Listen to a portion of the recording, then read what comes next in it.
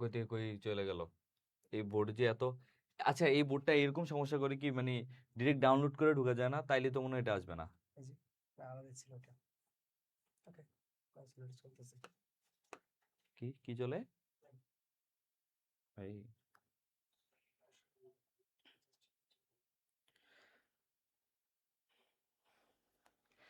Hello everyone আসসালামু আলাইকুম আমি সাইফুর রহমান জুবায়ের চলে আসলাম নতুন আরো একটা লাইভ ক্লাসে এবং আজকের লাইভ ক্লাস হচ্ছে মিশন খন্দকার জিকে লেকচার 4 এবং প্রতিনিয়ত ধারাবাহিকতায় আমরা কিন্তু হচ্ছে ক্লাসগুলো নিয়ে থাকি তোমরা জানো সো আজকে আমরা পড়ব প্রাচীন বাংলার ইতিহাস থেকে সেন বংশ পর্যন্ত অর্থাৎ বংশ পর্যন্ত ঠিক আছে সো সবাই একটু ক্লাসে যুক্ত হয়ে যাও আমার সাথে কে কে আসো আমি একটু দেখে নিতে চাই ফার্স্টে এবং আমি কিন্তু প্রতিনিয়ত তোমাদের এইভাবে ঠিক এইভাবে পড়া দিব এবং হচ্ছে পড়া নিব ঠিক আছে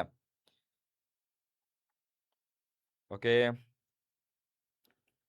হ্যালো এভরিওয়ান আসসালামু আলাইকুম আমি সাইফুর আচ্ছা তাহলে তো দেখো আমি কিন্তু হচ্ছে তোমাদের বলেছিলাম যে আমি প্রতিনিয়ত হচ্ছে পড়া দিব এবং পড়া নিব তো গত ক্লাসে আমি হচ্ছে পড়া দিয়েছিলাম কত পেজ থেকে 65 পেজ থেকে 65 থেকে হচ্ছে 85 পেজ 20 পেজের একটা পড়া দিয়েছিলাম এবং সেইগুলো হচ্ছে আমি এখন খুব ইজিলি হচ্ছে বুঝিয়ে দিব ঠিক আছে খুব ইজিলি হচ্ছে বুঝিয়ে দিব ওকে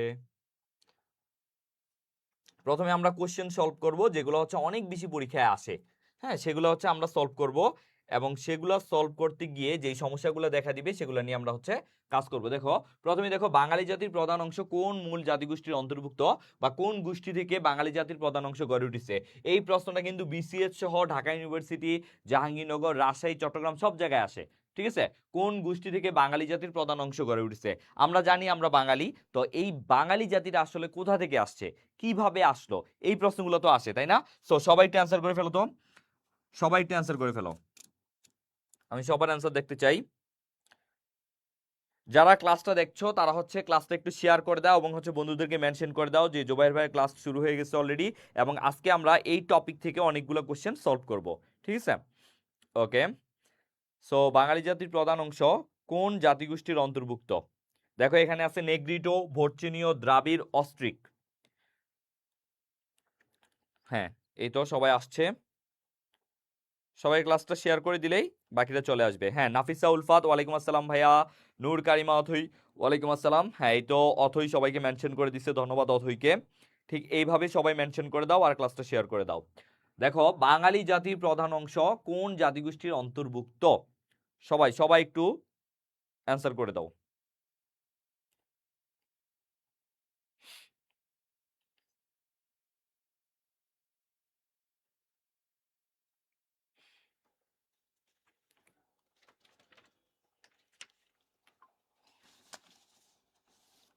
ওকে এটা অ্যান্সার পাচ্ছি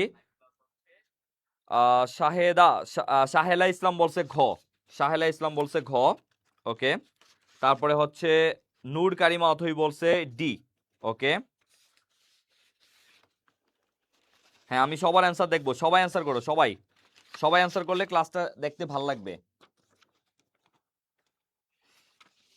ওকে আচ্ছা দেখো আমি এবার একটু অ্যান্সারটা দিয়ে দিই এখানে প্রথমে আমরা যেটা দেখবো সেটা হচ্ছে দেখো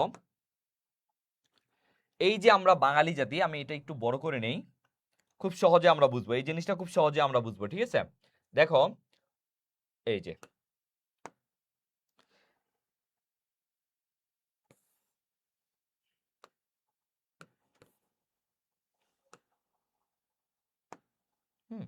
দেখো বাঙালি জাতির উৎপত্তি এই জিনিসটা আমাদের খুব সহজে বুঝতে হবে বাঙালি জাতির উৎপত্তি আসলে কিভাবে হইল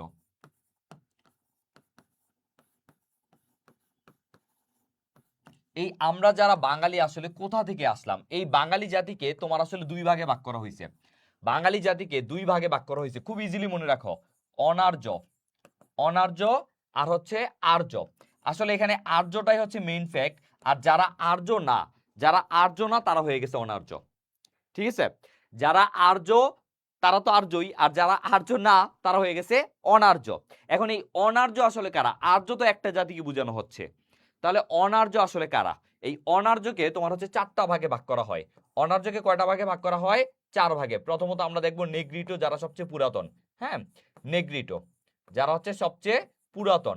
ইজিলি মনে রাখো, নেগ্রিটো, নেগ্রিটোর পরে হচ্ছে তোমার অস্ট্রিক, নেগ্রিটোর পরে হচ্ছে অস্ট্রিক, এই অস্ট্রিকদের পরে আছে দ্রাবিড়, অস্ট্রিকদের সাথে আছে দ্রাবিড়, দ্রাবিড়ের পরে হচ্ছে তোমার মঙ্গোলয়েড, মঙ্গোলয়েড। দেখো খুব ইজিলি মনে রাখতে পারবা যে বাঙালি জাতির প্রধান উৎপত্তিটা আসছে প্রধানত দুইটা থেকে, অনার্য এবং হচ্ছে আর্য। আমি একটু এটা ইয়ে করে দেই, অনার্য এবং হচ্ছে আর্য। তো এই অনার্যকে আবার আমরা 4 ভাগে ভাগ করছি, ঠিক আছে?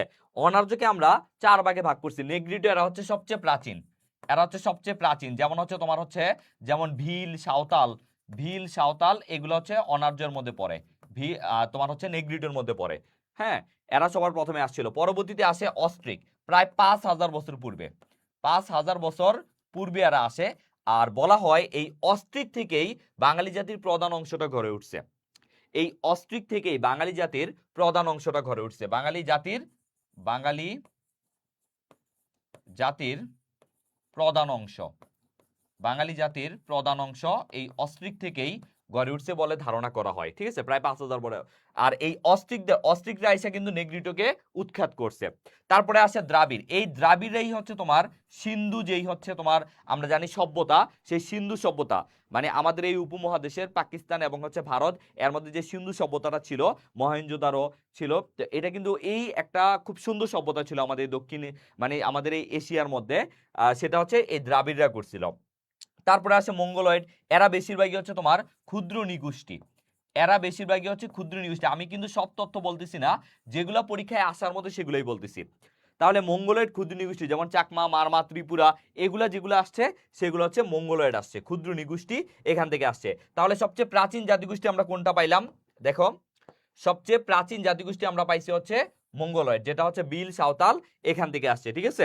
এটা হচ্ছে এটা এটা এবং বাংলাদেশেও কিন্তু তারা প্রথমে আসে, বিডিতে প্রথম আসে, বিডিতে প্রথম আসে, ঠিক আছে? আমরা কি ভাই এইটা বলতেছি, তা আমরা পরবর্তীতে এই অস্ট্রিক এবং হচ্ছে দ্রাবিড় এই দুইটা সমন্বয়, দেখো এই অস্ট্রিক এবং দ্রাবিড় এই দুইটা সমন্বয় হয় আদি অস্ট্রোলয়েড। কি হয়? আদি অস্ট্রোলয়েড, আদি অস্ট্রোলয়েড বলা হয়। তো এই আদি অস্ট্রোলয়েডের সাথে তোমার হচ্ছে আবার আর্য, এই দুইটা যুক্ত হয়, আদি অস্ট্রোলয়েড আর হচ্ছে আর্য, এইগুলা যুক্ত হইয়া পরবর্তীতে হচ্ছে তোমার হাবশি, আরবীয়, তারপর যারা এই উপমহাদেশে আসছে, বিভিন্ন হচ্ছে ব্যবসা বাণিজ্য করছে, রাজত্ব করছে, তাদের সহ সব মিলাইয়া পরবর্তীতে এখান থেকে এই আদি অস্ট্রোলয়েড এবং আর্য এই দুইটা মিলিয়ে পরবর্তীতে হচ্ছে বাঙালি বা শঙ্কর জাতি। এই জন্য বাঙালিকে বলা হয় শঙ্কর জাতি, কারণ দেখো প্রথমে ছিল অস্ট্রিক, দ্রাবিড়, সেগুলো আবার মিলছে হচ্ছে তোমার আর্যর সাথে, আর্যর সাথে মিলে আবার পরে হাবশি, আরবীয়, আরো অনেক অনেক জাতি মিশছে, তারপরে হয়েছে আমরা বাঙালি জাতি। এই জন্য বাঙালিকে বলা হয় কি? শঙ্কর জাতি। বুঝতে পারছো? এই হচ্ছে আমাদের বাঙালি জাতির প্রধান অংশ এইভাবে গড়ে উঠছে। আমি চাইলে তোমাদেরকে এই জিনিসটা এইভাবেও দেখাইতে পারি। আচ্ছা, তোমরা এটার আগে একটা স্ক্রিনশট নাও, একটা সস নাও, একটা সস নাও, একটা স্ক্রিনশট নাও, তারপরে আমি হচ্ছে এটা তোমাদের একটু অন্যভাবে মনে রাখার মতো সুবিধা করে বুঝাচ্ছি। সবাই সবাই আর সবাই একটু ক্লাসটা শেয়ার করে দাও, ক্লাসটা একটু শেয়ার করে দাও আর বন্ধুদের মেনশন করে দাও, তাহলে আমার খুব ভালো লাগবে, ক্লাসটা নিতে আরো আমি বেশি এনার্জেটিক ফিল করব, ঠিক আছে? ওকে, আচ্ছা, তারপরে আমরা নেক্সট কোশ্চেনে যাব, আমি এটা তোমাদেরকে আরেকটু ভালো মতো বুঝাবো। আচ্ছা, আশা করি সবাই স্ক্রিনশট নিছো। এবার দেখো আমি তোমাদেরকে আরো ইজিলি জিনিসটা বুঝাই, আরো ইজিলি একটু জিনিসটা বুঝাচ্ছি তোমাদের। দেখো,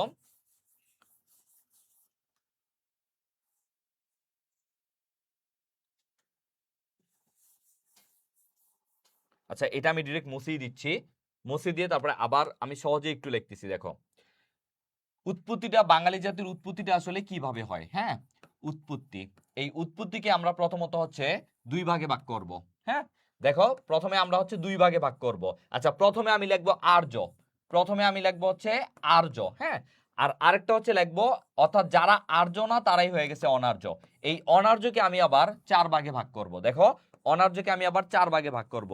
নেগ্রিটো, প্রথমত আমি পাইছি নেগ্রিটো, নেগ্রিটোর পরে আসে হচ্ছে অস্ট্রিক, যেখান থেকে বাঙালি জাতির প্রধান অংশ গড়ে উঠছে, অস্ট্রিক, অস্ট্রিকের পরে দ্রাবিড়, দ্রাবিড়, এবং দ্রাবিড় পরে হচ্ছে তোমার মঙ্গোলয়েড, মঙ্গোলয়েড। পরবর্তীতে এই অস্ট্রিক আর দ্রাবিড় এটা হয় হচ্ছে তোমার আদি অস্ট্রোলয়েড, আদি অস্ট্রোলয়েড। এই আদি অস্ট্রোলয়েডের সাথে আবার তোমার এই যে আর্য এরা এসে যুক্ত হইছে, ঠিক আছে? এরা যুক্ত হইয়া পরবর্তীতে এগুলার সাথে তোমার ওই যে বললাম হাবশি, আরবীয়, তারপরে আরো যারা যারা আসছে সবাই মিলে তারপরে হইছে হচ্ছে তোমার এই বাঙালি জাতি। তারপর হইছে হচ্ছে বাঙালি জাতি। এই জন্য বাঙালিকে কি বলা হয়? বাঙালিকে বলা হয় সংকর জাতি। সংকর জাতি মানে সংকর মানে কি সব মিক্সড, বা এটাকে ইংলিশে বলা হয় হাইব্রিড। হাইব্রিড যখন বিউপিতে পরীক্ষা দিবা তখন দেখবা হাইব্রিড লেখা, হাইব্রিড, বুঝছো? হাইব্রিড জাতি, বুঝতে পারছো? ওকে, তাহলে এই হচ্ছে বাঙালি জাতির প্রধান অংশ। এই অস্ট্রিকরা কিন্তু প্রায় 5000 বছর আগে আসছে, তারপরে দ্রাবিড়ও 5000 বছর আগে আসছে, তারপরে হচ্ছে তোমার এই যে যারা হচ্ছে তোমার আর্য তারা হচ্ছে প্রায় 1500 অব্দে আসছে। যারা আর্য তারা প্রায় 1500 বছর আসছে, ঠিক আছে? 1500 বছর পূর্বে আসছে। ওকে, এই জন্যই তো বলি বাঙালির মাথায় এত ভালো বুদ্ধি কিভাবে আসলো? এতগুলা জাতির বুদ্ধির যাদের মাথায় আছে তাদের আলাদা করে বুদ্ধি লাগে না। বাদল হোসেন শান্ত বলছে, আচ্ছা ঠিক আছে। এই জন্য দেখবা আমরা কেউ সাদা, কেউ কালো, কেউ শ্যামলা, হ্যাঁ, তারপরে কেউ ভালো কেউ খারাপ। তুমি দেখবা ইউরোপে সবাই ফর্সা, তারপর হচ্ছে তোমার তুমি যদি আবার আফ্রিকাতে যাও সবাই কালো, আর আমরা কিন্তু সব মিক্সড, ঠিক আছে? এখানে আমরা সবাই মিক্সড। ওকে, তাহলে চলো আমরা নেক্সট কোশ্চেনে যাই। এইভাবে যেতে যেতে আমরা আরো ইজিলি সবগুলা জিনিস বুঝতে পারবো, ঠিক আছে? আরো ইজিলি সবগুলো জিনিস বুঝতে পারবো। দেখো, বাঙালিরা মূলত যে জনগোষ্ঠী থেকে আগত, দেখো এইবার বলো যে বাঙালিরা কোন জনগোষ্ঠী থেকে। একটু আগে আমি একটা বলছি না, এখন তোমাকে আরো চিন্তা ভাবনা করে এখান থেকে বলতে হবে। তাহলে এই কোশ্চেনে কিন্তু দুই ভাবেই আসতে পারে, এই কোশ্চেনটা কি দুই ভাবেই আসতে পারে। তাহলে এবার বলো। আচ্ছা, সবাই সবাই সবাই একটু অ্যান্সার করো যে বাঙালিরা মূলত যে জনগোষ্ঠী থেকে আগত। সবাই সবাই অ্যান্সার করো।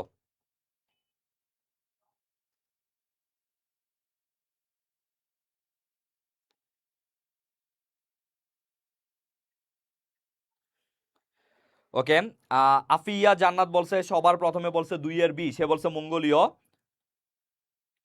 ওকে,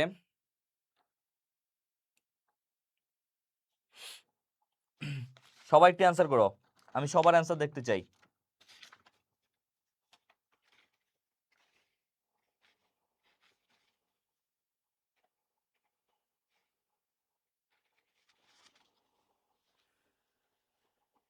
হ্যাঁ, সবাই অ্যান্সার করো।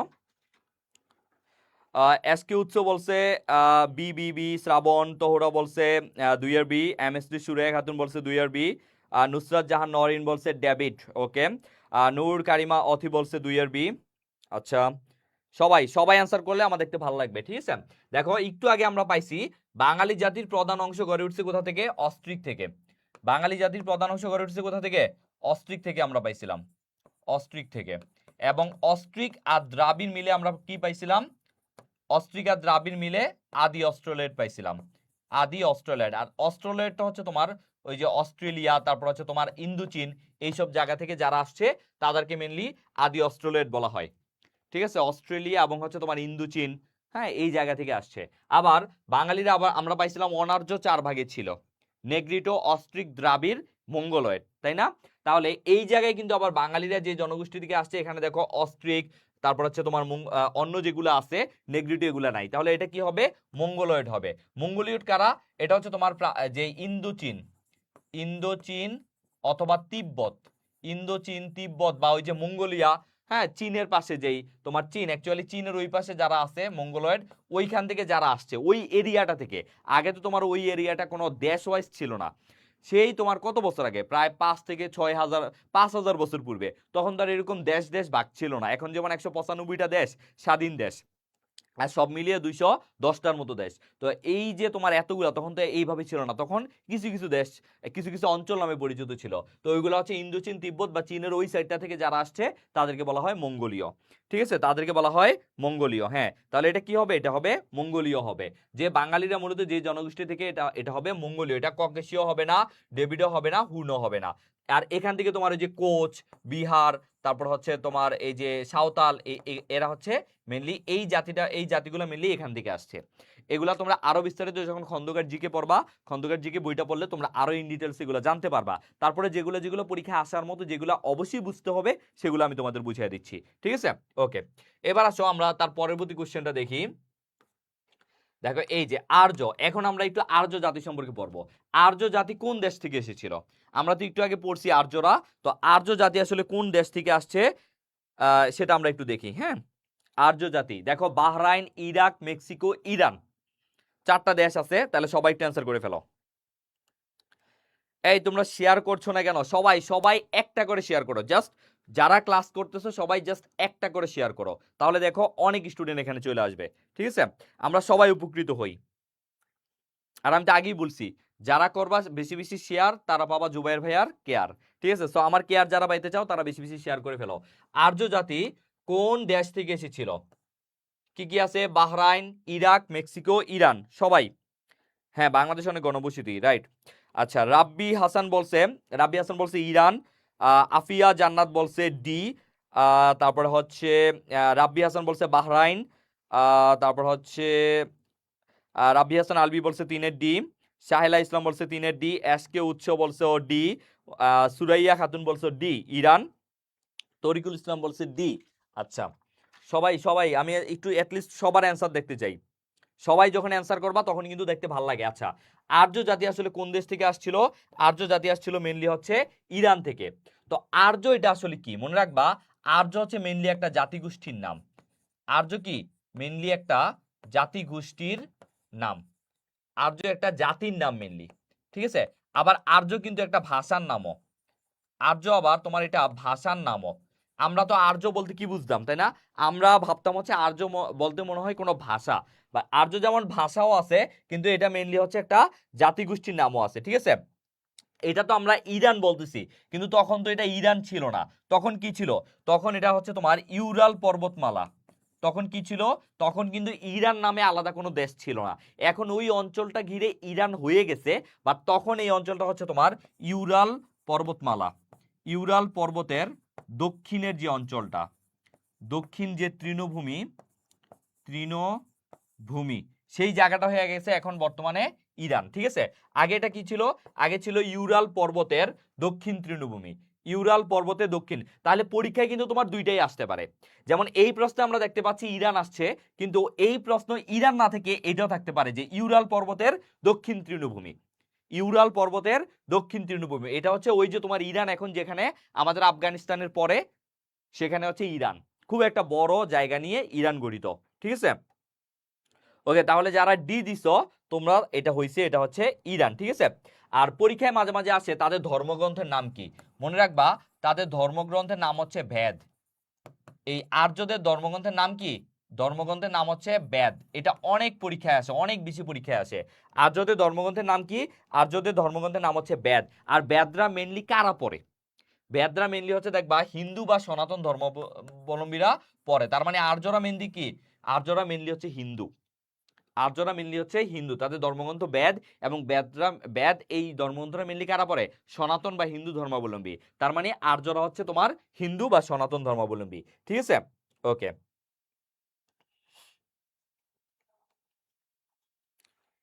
আচ্ছা, ওকে। আর আরেকটা জিনিস জানতে পারো যে তারা হচ্ছে তোমার 1500 অব্দে আসছিল। বাংলায় তারা 1500 অব্দে আসছিল। 1500 অব্দে আসছিল। ঠিক আছে, 1500 অব্দে আসছিল। 1500 অব্দে আসছিল, মানে খ্রিস্টের পূর্বে যেটা। আর খ্রিস্টাব্দের পরে যেটা, সেটা হচ্ছে প্রথম। খ্রিস্টাব্দের পরে হচ্ছে আবার তোমার প্রথম শতক, মানে প্রায় 1400 বছর পূর্বে। এখন থেকে হিসাব করলে 1400 বছর পূর্বে, 1400 বছর পূর্বে এরকম হবে আর কি। সরি, 1400 বছর পূর্বে না, 1400 বছর পর আসছিল হিসাব করলে আর কি। ওকে, তাহলে আমরা পাইলাম আর্য জাতিকে আরেকবার হচ্ছে আমরা রিভাইজ দেই। আর্য জাতি কোন দেশ থেকে আসছিল? আমরা জানি বর্তমান ওই জায়গাটার নাম হচ্ছে ইরান, এবং ইরান এই জায়গাটা ঠিক ইরান না থেকে তোমার অপশনে এটাও থাকতে পারে ইউরাল পর্বতের দক্ষিণ তৃণভূমি।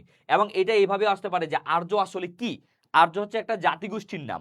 আর্য হচ্ছে একটা জাতিগোষ্ঠীর নাম। আবার পরীক্ষায় আসতে পারে যে আর্য কি? হ্যাঁ, এটা তাদের একটা ভাষার নাম। ঠিক আছে, তাহলে তাদের ধর্মগ্রন্থ কোনটি? তাদের ধর্মগ্রন্থ বেদ। আর তাদের ধর্ম কোনটা? তাহলে তাদের ধর্ম হচ্ছে হিন্দু বা সনাতন, আর তাদের ধর্মগ্রন্থ হচ্ছে বেদ। ঠিক আছে, ওকে। এবার আসো আমরা তার পরের কোশ্চেনটা দেখি। দেখো বাংলাদেশে বসবাসকারী উপজাতিদের বড় অংশ, আমি একটু আগে এটা বলে আসছি, তোমরা এখন এটার অ্যান্সার দিবা, আমি একটু আগেই জাস্ট এটা বলে আসছি। এখানে কি কি হবে দেখো, মঙ্গলয়েড, সেমাটিড, অস্ট্রোলয়েড, ককেশীয়, একটু আগে আমি জাস্ট এটা বলে আসছি। যারা আমার কথা মনোযোগ দিয়ে শুনছো, তারা এটা পারবা। ভাই সবার আগে কে আসে? সবার আগে আসছে তোমার নেগ্রিটো, প্রাচীন, এটা হচ্ছে সবচেয়ে প্রাচীন নেগ্রিটো, ঠিক আছে। সবার প্রথমে আসে নেগ্রিটোরা, নেগ্রিটোর পরে আসে অস্ট্রিক, অস্ট্রিকের পরে আসে দ্রাবিড়, দ্রাবিড়ের পরে আসে তোমার এই যে মঙ্গোলীয় বা ভর্চিনীয়, ঠিক আছে। ওকে,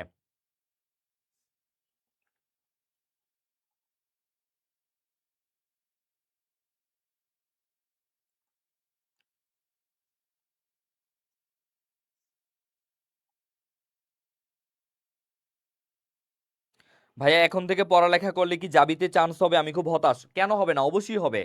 তুমি জাস্ট হচ্ছে আমাদের যে খন্দকার জিকে একটা জাহাঙ্গীরনগরের বই আছে, জিকে সেটা পড়ো, আর বাংলা ইংরেজি অন্য কিছু পড়তে পারো, অথবা আমাদের খন্দকার জিকে এর জন্যই একটা কোর্স আছে খুবই অল্প টাকায়, তুমি চাইলে আমাদের পেজে নক দিয়ে সেটাতে এনরোল করতে পারো, ঠিক আছে। সেটাতে ভর্তি হলে ইনশাল্লাহ এই অল্প সময় কভার হয়ে যাবে। আচ্ছা দেখো, বাংলাদেশে বসবাসকারী উপজাতির বড় অংশ, এসকে উৎস বলছে এ মঙ্গলয়েড, তারপর হচ্ছে সুরাইয়া খাতুন বলছে এ, তারপর হচ্ছে বাদন হোসেন শান্ত বলছে এ মঙ্গলয়েড, আলবি আলবি, তারপর হচ্ছে আফিয়া জান্নাত, শ্রাবণ তোহরা, রাব্বি হোসেন আলবি, তারপর হচ্ছে রায়হান আক্তার, সবাই বলতেছে এ, সবাই বলতেছে এ। আচ্ছা দেখো, এটা যদি আমি বলি এটা হচ্ছে তোমার মঙ্গলয়েড হবে, হ্যাঁ এটা কি হবে? মঙ্গলয়েড। মনে রাখবা এরা বেশিরভাগই হচ্ছে তোমার উপজাতি, এরা বেশিরভাগই কি, বেশিরভাগই হচ্ছে তোমার উপজাতি বা ক্ষুদ্র নিগোষ্ঠী, বেশিরভাগ হচ্ছে ক্ষুদ্র নিগোষ্ঠী, এটা মনে রাখবা। এরা বেশিরভাগই হচ্ছে ক্ষুদ্র নিগোষ্ঠী। যেমন তোমার কি, যেমন হচ্ছে চাকমা, চাকমা, তারপর হচ্ছে মারমা, তারপর হচ্ছে গারো, তারপর হচ্ছে খাসিয়া, খাসিয়া, মণিপুরি, এই জাতিগুলা, এই ক্ষুদ্র নিগোষ্ঠীগুলা এই মঙ্গোলয়েড থেকে আসছে, ঠিক আছে, মঙ্গোলয়েড থেকে আসছে। তাহলে মঙ্গোলয়েডরা কিন্তু এই তোমার অস্ট্রিক দ্রাবিড় এগুলার পরে আসছে, বুঝতে পারছো? তাহলে আমরা বলতে পারি বাংলাদেশে বসবাসকারী উপজাতিদের বড় একটা অংশ হচ্ছে এই মঙ্গোলয়েড, ঠিক আছে। এরা বেশিরভাগই কি, এরা বেশিরভাগই হচ্ছে ক্ষুদ্র নিগোষ্ঠী, আমরা উপজাতি বলবো না, আমরা বলবো ক্ষুদ্র নিগোষ্ঠী, যেহেতু আমাদের সংবিধানের 23-এর ক অনুচ্ছেদে, 23-এর ক অনুচ্ছেদে ক্ষুদ্র নিগোষ্ঠী বলা আছে, ঠিক আছে। সেখানে কিন্তু আদিবাসী বলা নাই, সেখানে বলা আছে ক্ষুদ্র নিগোষ্ঠী, ঠিক আছে। আর চাকমা, মারমা, গারো, তারপর হচ্ছে খাসিয়া, মণিপুরি, এগুলো হচ্ছে তোমার এইখান থেকে আসছে। ওকে, তাহলে এটা হবে মঙ্গলয়েড। ওকে, তারপরের কোশ্চেনটা আমরা দেখি। তারপরের কোশ্চেনটা হচ্ছে আমরা মোটামুটি যেটা হচ্ছে আমাদের বাঙালি জাতির প্রধান উৎসটা কোথা থেকে আসছে, সেই উৎসটা আমরা অলরেডি পড়ে ফেলছি, ঠিক আছে। এইবার আমরা তারপরে যাব, যেটা দেখো তারপরে কোশ্চেনটা হচ্ছে জনপদ, মানে সবচেয়ে গুরুত্বপূর্ণ। তুমি যদি দেখো বিসিএস, তুমি যদি দেখো ডিইউ, তারপরে রাজশাহী ইউনিভার্সিটি মাস্ট, চট্টগ্রাম ইউনিভার্সিটিতে আসে, বিউপিতে আসে, এই কয়টা ইউনিভার্সিটি বা বিসিএস যদি তুমি হচ্ছে কোশ্চেনগুলা অ্যানালাইসিস করো, তাহলে সবচেয়ে বেশি কোশ্চেন এই টপিক থেকে পাবা জনপদ, সবচেয়ে বেশি পাবা জনপদ, তারপরে পাবা বিভিন্ন বংশ থেকে আসতে পারে, তারপরে পাবা মুসলিম শাসন, তারপরে তো ব্রিটিশ শাসন, এগুলো তো আছেই। মানে প্রথম অংশের থেকে এই কয়েকটা জিনিস থেকে বেশি প্রশ্ন আসে, তবে সবচেয়ে বেশি আসে জনপদ থেকে। এটা হচ্ছে খুবই খুবই গুরুত্বপূর্ণ একটা টপিক, ঠিক আছে। তো আমরা এখন এটা পড়বো। আচ্ছা কি বলছো? বাংলাদেশের প্রাচীন জনপদ বলছে মহাস্থানগড়, পাহাড়পুর, ময়নামতি, ওয়ারি, বটেশ্বর। তাহলে কে কি আনসার দেয় আমি একটু দেখি। রাব্বি ইসলাম, হ্যাঁ ভাইয়া। ওকে, আফিয়া জান্নাত বলছে 5-এর এ মহাস্থানগড়, সাহেলা ইসলাম বলছে 5-এর এ। আচ্ছা আলবি আলসাদ বলছে 5-এর এ, সুরাইয়া খাতুন বলছে 5-এর এ, বাঁধন হোসেন শান্ত বলছে 5-এর ক, রাব্বি হাসান আলবি বলছে 6-এর। আচ্ছা আমি তো 6-এ এখনো যাই নাই, আমরা এখন 5-এ আছি। আচ্ছা দেখো, আমি যদি এটার অ্যান্সারটা দেই, বাংলাদেশের প্রাচীনতম জনপদ, হ্যাঁ প্রাচীনতম জনপদ যেহেতু বলছে, তাহলে আমরা জানি প্রাচীনতম জনপদ হচ্ছে পুন্ড্র। প্রাচীনতম জনপদ কি আসলে হচ্ছে পুন্ড্র, প্রাচীনতম জনপদ হচ্ছে পুন্ড্র। পুন্ড্রের পুন্ড্র হচ্ছে তোমার রাজধানী কোথায়? পুন্ড্রের রাজধানী হচ্ছে তোমার পুন্ড্রনগর, পুন্ড্রনগর। পুন্ড্রনগরেরই বর্তমান নাম হচ্ছে তোমার মহাস্থানগড়। এবার দেখো বুঝতে পারছো কিনা, মহাস্থানগড় নামে কিন্তু প্রাচীনকালে কোনো জনপদ ছিল না। আগে জনপদ ছিল, প্রাচীন জনপদ ছিল পুণ্ড্র, ঠিক আছে, পুণ্ড্র। সেই পুণ্ড্রের রাজধানী হচ্ছে কি? রাজধানী, রাজধানী হচ্ছে তোমার পুণ্ড্রনগর ছিল। আর এই পুণ্ড্রনগরই বর্তমান নাম হচ্ছে মহাস্থানগড়। তাহলে সবচেয়ে প্রাচীন জনপদ কোনটা হয়ে গেছে? মহাস্থানগড়। এটা ঢাকা ইউনিভার্সিটিতে আসছিল 2021 সালে আসছিল, মানে 20-21 সেশনে আসছিল, ঠিক আছে। তার মানে ঢাকা ইউনিভার্সিটি কিন্তু তোমাকে ডিরেক্ট কোশ্চেন করবে না, কোশ্চেনটা এমন ভাবে ঘুরে পেঁচায় দিবে যাতে তুমি আসলে তুমি যদি ওইটা সম্পর্কে ভালো আইডিয়া থাকে, তোমরা সবাই পড়ে যাও যে প্রাচীন জনপদ কোনটা? পুণ্ড্র। বড় জনপদ কোনটা? বঙ্গ। কিন্তু পুণ্ড্র সম্পর্কে যদি ভালো ইন ডিটেলস আইডিয়া না থাকে, তাহলে কিন্তু তুমি এখানে অপশনে কি কোথাও পুণ্ড্র আছে? পুণ্ড্র নাই, তখন কিন্তু তুমি ধরা খেয়ে যাবা। ঠিক এই জন্যই আমাদের যে খন্দকার জিকে বইতে ইন ডিটেলসে দেওয়া আছে, এবং আমিও ক্লাসে তোমাদেরকে ইন ডিটেলসে পড়ানোর ট্রাই করব, ঠিক আছে। তাহলে বাংলাদেশের প্রাচীন জনপদ আমরা পাইছি পুণ্ড্র, এবং এটা রাজধানী হচ্ছে পুণ্ড্রনগর, এবং এটা হচ্ছে কোথায়? পুণ্ড্রনগরটাই হচ্ছে বর্তমান মহাস্থানগড়। তাহলে পরীক্ষায় তোমার এটাও আসতে পারে। আবার সবচেয়ে আসতে পারে প্রাচীনতম জনপদ, প্রাচীনতম শহরও আসতে পারে। বাংলাদেশের প্রাচীনতম শহরও আসতে পারে, শহর হচ্ছে তোমার মহাস্থানগড়, ঠিক আছে। ওকে, তাহলে আশা করি সবাই বুঝতে পারছো। ওকে, আচ্ছা, তারপরে আসো আমরা একটা নতুন কোশ্চেনে যাই। প্রাচীন পুণ্ড্রনগর কোথায় অবস্থিত? আচ্ছা, একই কোশ্চেন সেম হয়ে গেছে। প্রাচীন পুণ্ড্রনগর হচ্ছে বর্তমান মহাস্থানগড়ে অবস্থিত, একদম সেম কোশ্চেন হয়ে গেছে। ওকে, প্যারা নাই। তারপরে আমরা দেখি বাংলাদেশের প্রাচীন নগর কর্ণ সুবর্ণের অবস্থান ছিল কে? এটা বিসিএস আসছে, ঢাকা ইউনিভার্সিটিতে আসছে, চট্টগ্রাম ইউনিভার্সিটিতে আসছে। তো খুবই গুরুত্বপূর্ণ একটা কোশ্চেন, কর্ণ সুবর্ণ এর অবস্থান কোথায় ছিল? সবাই একটু আমাকে অ্যান্সারটা জানায় দাও তো। সবাই একটু অ্যান্সারটা জানায় দাও। বাহ, এই যে সবাই কত সুন্দর দেখো তোমরা অ্যান্সার করতেছো, আমার দেখতে খুবই ভালো লাগতেছে যে তোমরা সবাই কি সুন্দর অ্যান্সার করতেছো। তার মানে তোমরা পড়াশোনা করছো, এটা বোঝা যাচ্ছে, ঠিক আছে। ওকে, আমরা আসলে যেহেতু স্বপ্ন দেখছি, আমরা কেন স্বপ্নটা একটু ভালো করে দেখবো না? আমরা তো পরিশ্রম করছি, তাই না? আমরা পরিশ্রম করছি, আমাদের একটা ইউনিভার্সিটি লাগবে, একটা পাবলিক ইউনিভার্সিটি লাগবে। তো আমরা যদি পাবলিক ইউনিভার্সিটিতে চান্স পাই, এটা যেমন আমার কোনো লাভ হবে না, তোমার বাবা মায়ের খুব লাভ হবে না, কিন্তু এই লাভটা কিন্তু আসলে তোমার। কারণ হচ্ছে তুমি একসময় বলতে পারবা আমি ঢাকা ইউনিভার্সিটিতে পড়ি, আমি জাহাঙ্গীরনগর ইউনিভার্সিটিতে পড়ি, আমি রাজশাহী ইউনিভার্সিটিতে পড়ি। এবং একটা পাবলিক ইউনিভার্সিটিতে আসলে মুক্ত চর্চার যে কত বিশাল বড় একটা জায়গা, সেটা তুমি আসলে পাবলিকে ইউনিভার্সিটিতে না পড়লে বুঝবা না। সবচেয়ে ভালো হয় তুমি যদি ঢাকার মধ্যে পড়তে পারো, পাবলিক, যেমন হচ্ছে ঢাকা ইউনিভার্সিটি, বিইউপি, জাহাঙ্গীরনগর, বা তারপরে যদি তুমি রাজশাহী, চট্টগ্রামে পড়তে পারো, অনেক ভালো হবে। সো এইসব বিশ্ববিদ্যালয়ে না গেলে আসলে আমরা বুঝবো না যে লাইফটা, তুমি কোনো একটা বিশ্ববিদ্যালয়ে চান্স পাইলে তোমার লাইফ কি হবে না, একদম সাকসেস হয়ে যাবে না, একদম সাকসিড হয়ে যাবে না। বাট তোমার ওই লাইফ সাকসেস হওয়ার জন্য যে কয়টা সিঁড়ি আছে, সেটার প্রথম ধাপ বা একটা ধাপ তুমি উপরে উঠে গেলা, তুমি একটা লেভেল পার হয়ে গেলা। সো পাবলিক ইউনিভার্সিটি চান্স পাওয়া মানেই জীবনে সব সুখ না, পাবলিক ইউনিভার্সিটি চান্স পাওয়া মানেই একদম সাকসেস না। তোমার সাকসেস, ওই সাকসেসের জন্য একটা কাছাকাছি তুমি দেখবা অনেক ইন্টারভিউ বোর্ড বা অনেক ভালো ভালো জায়গায় যখন তুমি বলবা আমি ঢাকা ইউনিভার্সিটি, আমি জাহাঙ্গীরনগর ইউনিভার্সিটি, আমি রাজশাহী ইউনিভার্সিটি, তখন কিন্তু একটু হইলেও তারা সেটা কনসিডার করে, বাকিদের তুলনায় একটু হইলেও কনসিডার করে। সো আমি বলবো না যে এখানে চান্স পাইলে তোমার চাকরি হয়ে যাবে, চাকরি হয়ে যাবে না, বাট চাকরি হওয়ার জন্য যে পথটা, তুমি সেখানে ভর্তি হইলে তুমি দেখবা আরে তোমার একটা তোমার রোমের একটা সিনিয়র ভাইয়া বা একটা সিনিয়র আপু দেখবা যে হচ্ছে একটা বিসিএস ক্যাডার হয়ে গেছে, দেখবা যে বাংলাদেশ ব্যাংকে রেডি হয়ে গেছে, দেখবা যে হচ্ছে তুমি বিভিন্ন নন ক্যাডার জব হয়ে গেছে, বিভিন্ন ভালো ভালো জায়গায় হচ্ছে দেখবা ভালো ভালো প্রতিষ্ঠানে জব হয়ে গেছে। সো তুমি কেন এই অপরচুনিটি মিস করবা? কিন্তু তুমি যদি মনে করো কোনো একটা অজপাড়া গায়ের বা কোনো একটা ন্যাশনাল কলেজে পড়ো, তখন কিন্তু তুমি আশেপাশে এই ধরনের মোটিভেশন পাবা না। কিন্তু তুমি এই ঢাকা ইউনিভার্সিটি, জাহাঙ্গীরনগর, রাজশাহী এগুলাতে গেলে তোমার আশেপাশে অনেক ভাইয়া আপুকে দেখবা যারা তোমাকে গাইডলাইন দিবে কিভাবে পড়বা, কি বই পড়বা, তারপর হচ্ছে তুমি কোন জায়গায় পরীক্ষা দিলে ভালো হবে, কোন জায়গায় সার্কুলার আছে, অনেক কিছু, জাস্ট অনেক কিছু পাবা। সো আমি বলবো যে আমরা যেহেতু পড়াশোনা করতেছি, তো সেই পড়াশোনাটা কেন একটু মানে ঢিলেঢালা করব, আমরা অবশ্যই সেটা ভালোভাবে করব, ঠিক আছে। তোমার পাবলিকে চান্স পাওয়ার জন্য অনেক বেশি পড়াশোনা করবে না। আমি শুধু তোমাদেরকে বলবো ডেইলি জাস্ট 8 ঘন্টা করে টাইম দাও, মাত্র 8 ঘন্টা। তুমি ইংরেজির জন্য 3 ঘন্টা দাও, বাংলার জন্য 2 ঘন্টা দাও, আর হচ্ছে 2 ঘন্টা না 2.5 ঘন্টা দাও, আর এখানে 2.5 ঘন্টা দাও। জাস্ট 8 ঘন্টা তুমি দাও। এই 8 ঘন্টা প্রতিদিন যখন তুমি 8 ঘন্টা, আমি কিন্তু খুব বেশি পড়াশোনা করি নাই, আমি যে ঢাকা ইউনিভার্সিটি চান্স পাইছি জাস্ট স্ট্র্যাটেজিক পড়াশোনা করে। আমি অনেক বেশি, ওই যে 14 ঘন্টা 15 ঘন্টা পড়াশোনা করতে হবে, আমি নিজে কখনো 14 ঘন্টা 15 ঘন্টা পড়াশোনা করি নাই। আমি পড়াশোনা করছি প্রতিদিন বাট প্রতিদিন পড়াশোনা করছি। তুমি একদিন 14 ঘন্টা পড়বা, তারপর 2 দিন পড়বা না, কোনো লাভ নাই, বিশ্বাস করো কোনো লাভ নাই।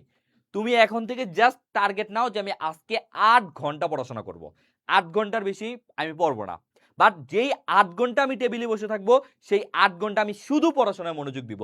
ওই সময় আমার ফোন আমার কাছে থাকবে না, ওই সময় কেউ আমাকে কল দিলেও পাবে না, যাই হয়ে যাক, বাইরে যাই হয়ে যাক, কেউ আমাকে পাবে না। এইভাবে পড়াশোনা করতে হবে, তাহলে অবশ্যই তুমি একটা পাবলিকে চান্স পাবা। আর আমরা তো আসি গাইডলাইন দেওয়ার জন্য, তাই না?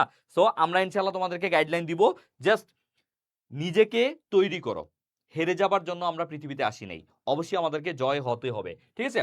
আচ্ছা দেখো, বাংলার প্রাচীন নগর, আমি যেটা বললাম, বাংলার প্রাচীন নগর হচ্ছে, যত ধরনের সাপোর্ট লাগে আমরা খন্দকার জিকে বা এই লিজেন্ড কেয়ার থেকে তোমাদেরকে দিব। দেখো তোমাদের জন্য বিনামূল্যে আমরা ক্লাস নিচ্ছি, কোনো টাকা নিচ্ছি না। কেন? যাতে তোমরা তোমাদের স্বপ্নের একটা সিঁড়ি পার হতে পারো, ঠিক আছে? সো কর্ণ সুবর্ণ কি কি অ্যান্সার দিছো, এবার আমি একটু অ্যান্সারগুলো দেখবো। কর্ণ সুবর্ণ,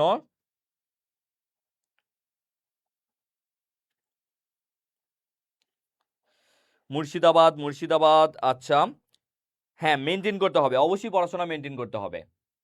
আচ্ছা দেখো, কর্ণ সুবর্ণ, কর্ণ সুবর্ণ হবে মুর্শিদাবাদে।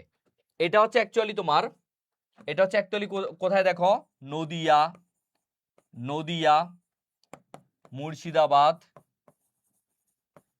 মুর্শিদাবাদ, তারপর হচ্ছে বাংলাদেশের চাপাই নবাবগঞ্জ, বাংলাদেশের চাপাই নবাবগঞ্জ। এবার আমাকে বলো তো এই এই ইয়েটার নাম কি?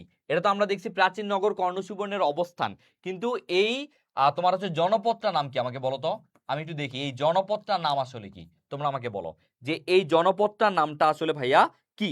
যে আমরা তো কর্ণ সুবর্ণ, এটা হচ্ছে একটা রাজধানী ছিল, মেনলি কর্ণ সুবর্ণ হচ্ছে একটা রাজধানী ছিল, কিন্তু আমাদেরকে জানতে হবে যে এইটার জনপদটা আসলে কি, এটার জনপদটা কি। দেখি আমি একটু দেখবো, তোমরা সবাই একটু অ্যান্সার করো, ঠিক আছে? তোমরা সবাই একটু অ্যান্সার করে ফেলো,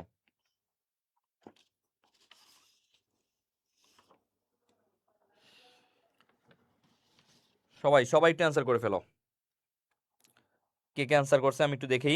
হ্যাঁ, চাঁপাইনবাবগঞ্জ, বাংলাদেশের জাস্ট একটা জেলা আছে, সেটা হচ্ছে চাঁপাইনবাবগঞ্জ।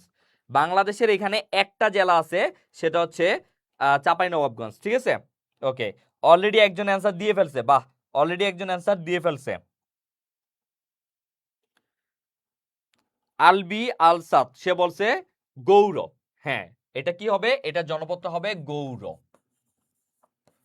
গৌর, ঠিক আছে? এটা জনপদটা হবে গৌর, ওকে? আচ্ছা, হ্যাঁ গৌর রাজ্যে রাজা শশাঙ্ক ছিল। আচ্ছা, এটা আমি বলবো, এটা আমি বলবো। এইবার দেখো, আমি তোমাদেরকে গুরুত্বপূর্ণ জনপদ বা জনপদ কি সেটা নিয়ে একটু কথা বলি। হ্যাঁ, এইটা না জানলে আসলে তোমার এগুলো পরে কোনো লাভ নাই। দেখো, এখন প্রথমে তোমাকে জানতে হবে যে জনপদ আসলে কি ভাইয়া, জনপদ আসলে কি। দেখো, এখন যেমন আমরা দেখি যে এটা হচ্ছে বাংলাদেশ, এটা মনে করো হচ্ছে তোমার ইন্ডিয়া, তারপরে এই পাশে আছে পাকিস্তান, এই পাশে আছে মনে করো যে হচ্ছে আফগানিস্তান, এই পাশে আছে মিয়ানমার, এই পাশে আছে তোমার চীন, নেপাল, ভুটান, তাই না? এরকম ভাবে আমরা দেশ দেখি, কিন্তু আগে কিন্তু এইরকম ভাবে কোনো দেশ ছিল না। এবং এই যে বর্তমানে তোমার বাংলাদেশ, এই যে বাংলাদেশ, তারপর হচ্ছে ইন্ডিয়া, এগুলো কিন্তু আগে এইরকম কোনো দেশ ছিল না। আগে কি ছিল? আগে ছিল অনেকগুলো জনপদ, ছোট ছোট জনপদ বা ছোট ছোট অঞ্চলে এক একজন রাজা থাকতো, এবং তিনি হচ্ছে ওই অঞ্চলটা কি করতো, শাসন করত। এবং কয়েকটা বড় বড় জনপদ নিয়ে এক একটা বড় রাজা থাকতো। যেমন আগে তোমার রাজা ছিলেন মুঘলরা, মুঘলদের আন্ডারে অনেকগুলা জনপদ ছিল, ঠিক আছে? তার মানে তখন আসলে কোনো দেশ ছিল না, বা তেমন কোনো বড় অঞ্চল ছিল না, তখন ছোট ছোট অঞ্চল ছিল। আর এই ছোট ছোট অঞ্চলগুলোকে কি বলা হয়? ছোট ছোট অঞ্চলগুলোকে বলা হয় তোমার হচ্ছে জনপদ। তাহলে আমরা একটু যদি দেখি, আমরা যদি একটু দেখি, চলো, যে আমাদের আসলে জনপদ কয়টা ছিল। আমাদের কি জানতে হবে যে আমাদের জনপদ আসলে কয়টা ছিল। আমি আগে এটা একটু বের হই এখান থেকে, এই যে একটু বড় করি, তাহলে আমি তোমাদের ইজিলি বুঝাইতে পারবো যে জনপদটা আসলে কি। দেখো, প্রাচীন বাংলায় প্রথমে আমাদেরকে বুঝতে হবে যে প্রাচীন বাংলায় জনপদ কয়টা ছিল। প্রাচীন বাংলায়, প্রাচীন বাংলায় টোটাল জনপদ ছিল 16 থেকে 17টা। কিন্তু বাংলা বলতেই আসলে শুধু বাংলাদেশ বুঝায় না। বাংলা বলতে তোমার আমাদের এই বর্তমান পূর্ব বাংলা এবং পশ্চিম বাংলা অর্থাৎ ভারতের যে পশ্চিমবঙ্গ সেটাও ছিল। তাহলে শুধু বাংলাদেশে কয়টা ছিল? শুধু বাংলাদেশে ছিল তোমার হচ্ছে 6 থেকে 7টা। শুধু বাংলাদেশে ছিল 6 থেকে 7টা। তাহলে আমাদেরকে কোনগুলো পড়তে হবে? আমাদেরকে পড়তে হবে এই 6 থেকে 7টাই পড়তে হবে, এর বাইরে আমাদের পড়তে হবে না। তাহলে আমরা এই 6 থেকে 7টা কোন 6 থেকে 7টা পড়বো? চলো সেই 6 থেকে 7টা একটু দেখে আসি। এই যে সেই 6 থেকে 7টা আমরা এখন একটু ম্যাপের সাহায্যে দেখব। চলো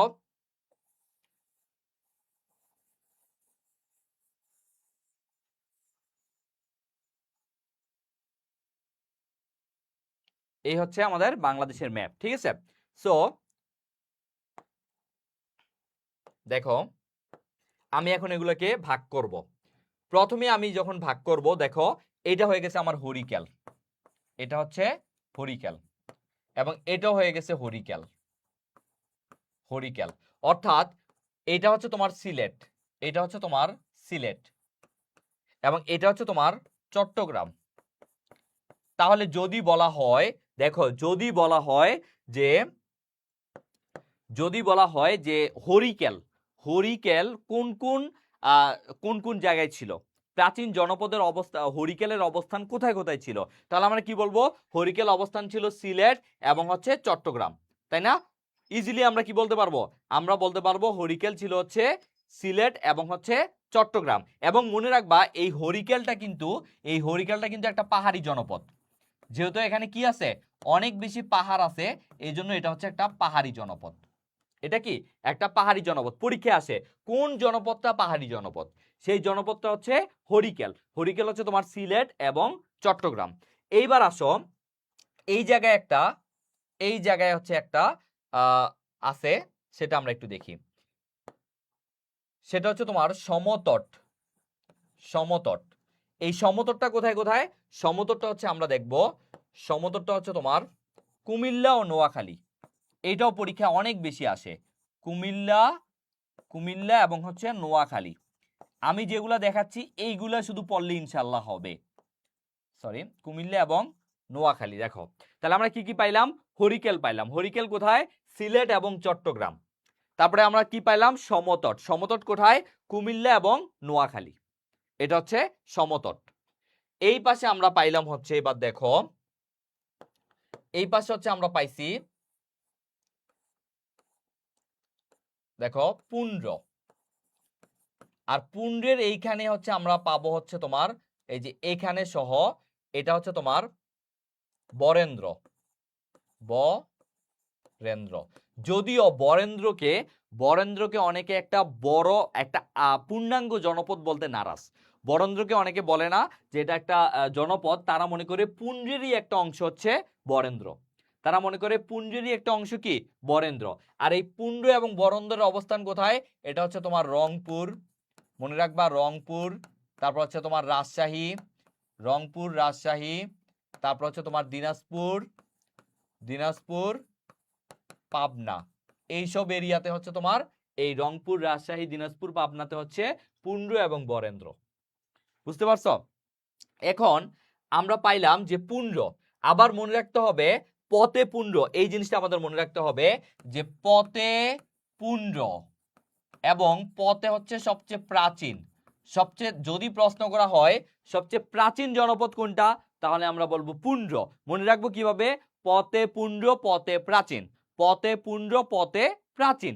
এবার যদি আমাদের বলা হয় ভাইয়া সবচেয়ে বড় জনপদ কোনটা, তাহলে আমরা বলবো বতে বঙ্গ বতে বড়। কি বলবো? বতে বঙ্গ বতে বড়।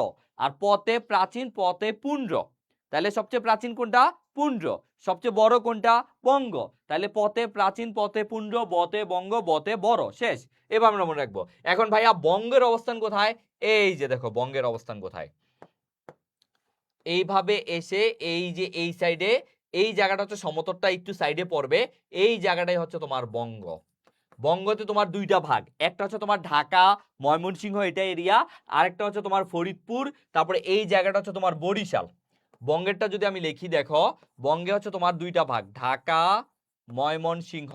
এই ঢাকা কিন্তু কোথায় পড়ছে? ঢাকা কিন্তু বঙ্গের মধ্যে পড়ছে, এটা মাথায় রাখতে হবে যে এই যে ঢাকা এটা কিন্তু বঙ্গের মধ্যে পড়ছে এবং সবচেয়ে বড় জনপদ এটা। তারপর হচ্ছে তোমার ফরিদপুর এবং বরিশাল, ফরিদপুর এবং কি বরিশাল। আবার বরিশালকে কিন্তু আলাদাও বলা হয়, পরীক্ষা এটা আসে। বরিশালের আলাদাও আছে একটা জনপদ নাম, সেটা হচ্ছে চন্দ্রদ্বীপ। এটাও পরীক্ষায় থাকলে এটা দিবা, চন্দ্রদ্বীপ। বরিশাল কোন জনপদ? এটা হচ্ছে চন্দ্রদ্বীপে। ঠিক আছে, তাহলে আমরা এইভাবে পড়বো। হ্যাঁ, সমতট হচ্ছে, তাহলে আবার একটু রিভাইজ দিয়ে আমরা হরিকেল, যদি বলা হয় হরিকেল কোথায়? হরিকেল হচ্ছে সিলেট এবং চট্টগ্রামে। হরিকেল সিলেট এবং চট্টগ্রামে। সমতট কোথায়? সমতট হচ্ছে কুমিল্লা, নোয়াখালী। তারপরে দেখো তোমার হচ্ছে এই যে বঙ্গ হচ্ছে সবচেয়ে বড়, বঙ্গ হচ্ছে সবচেয়ে বড়। এটা হচ্ছে দুই ভাগে করছে, একটা হচ্ছে ঢাকা, ময়মনসিংহ, ফরিদপুর, বরিশাল। তারপরে তোমার হচ্ছে পুণ্ড, যেটা হচ্ছে সবচেয়ে প্রাচীন, এখানে আছে রংপুর, রাজশাহী, দিনাজপুর, পাবনা। তাহলে এই কয়েকটা জিনিস যদি আমরা পড়ি, এই কয়েকটা পড়লে কিন্তু আমাদের পড়া মোটামুটি আমাদের গুরুত্বপূর্ণগুলো ইনশাল্লাহ এখান থেকেই হয়ে যাবে। ঠিক আছে, তাহলে আমরা মোটামুটি জনপদ আমরা শিখে গেলাম। একটা স্ক্রিনশট নিবা, কেউ চাইলে একটা স্ক্রিনশট নিতে পারো। আবার এগুলো তোমরা বইতেও পাবা, খন্দকার জিকে বইতে এগুলো সুন্দর করে দেওয়া আছে। তারপর আমি তোমাদের গুরুত্বপূর্ণগুলা দেখাই দিলাম, চাইলে একটা স্ক্রিনশট নিতে পারো। একটা সস নাও, একটা সস নাও। হ্যাঁ, শারমিন সরকার বলছে হরিকেল সিলেট, চট্টগ্রাম, সমতট কুমিল্লা, নোয়াখালী, পুণ্ড প্রাচীন, রাজশাহী, রংপুর, দিনাজপুর, বঙ্গ, ঢাকা, ময়মনসিংহ, ফরিদপুর, বরিশাল। রাইট, বরিশালকে আবার চন্দ্রদ্বীপও বলা হয়। এই তো এখানে আমরা 6 থেকে 7টা পেয়ে গেছি এবং পরীক্ষায় বারবার এইগুলাই কিন্তু আসে। ঠিক আছে, ওকে। তারপর চলো আমরা হচ্ছে এটা বাদ, এইবার আমরা তার পরের কোশ্চেনটা দেখি।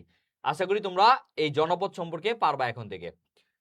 ওকে, তারপরে দেখো এবার আমরা হচ্ছে বংশেতে চলে আসবো। অবিভক্ত বাংলার সর্বপ্রথম রাজা কাকে বলা হয়? এটা অ্যান্সার করো তো। অবিভক্ত বাংলার সর্বপ্রথম রাজা কাকে বলা হয়?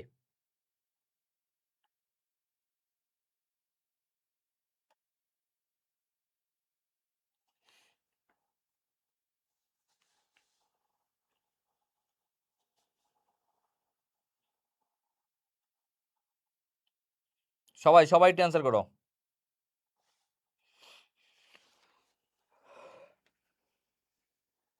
আমি একটু পানি খেয়ে নিচ্ছি, তোমরা সবাই একটু অ্যান্সার করো।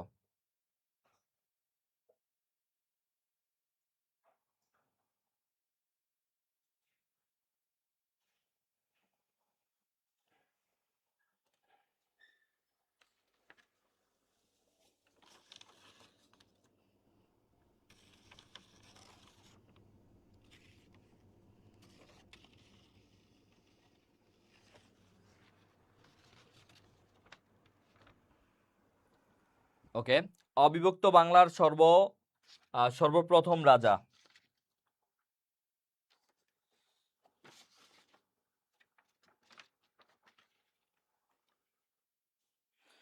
আচ্ছা, সাহেলা ইসলাম বলছে বি, অর্থাৎ সে বলছে শশাঙ্ক। এমএসটি সুরাইয়া খাতুন বলছে 9-এর বি, নূপুর আহমেদ বলছে 9-এর বি, আফিয়া জান্নাত বলছে 9-এর বি, নাফিসা উলফাত মানে সবাই শশাঙ্ক বলতেছে। সবাই কি বলতেছে? শশাঙ্ক বলতেছে। শশাঙ্ক। আচ্ছা, শশাঙ্ক বলতে তোমরা কি বুঝো? আমরা বলি না শশী, শশী বলি না? শশী কিন্তু হচ্ছে তোমার চাঁদ। শশাঙ্ক মানে কি? চাঁদের যে কলঙ্ক বা চাঁদের যেই চাঁদনি আর কি, এটা হচ্ছে শশাঙ্ক বলা হয়। তোমরা যারা হচ্ছে বিভিন্ন ইয়ে পড়বা, কি বলে ওই যে সমার্থক শব্দ পড়বা, সেখানে কিন্তু শশাঙ্ক পাবা। শশাঙ্ক ওই যে বিভিন্ন ইয়েতে পড়লে কিন্তু শশাঙ্ক পাবা।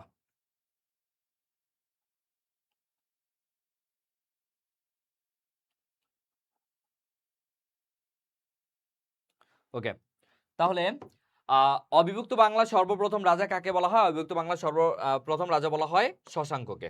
তিনি হচ্ছে সর্বপ্রথম প্রথম হচ্ছে পুরো অবিভক্ত বাংলার।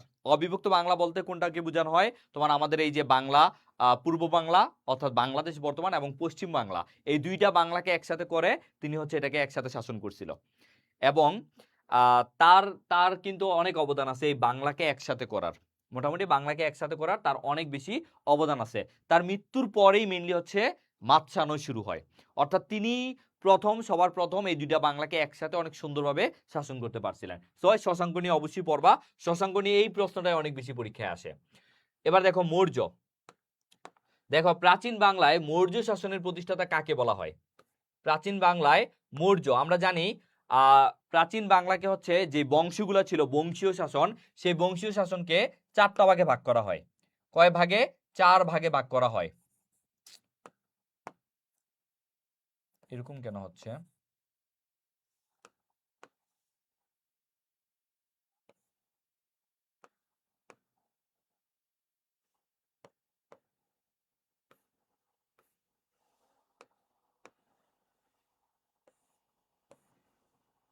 না, আমি হতাশ।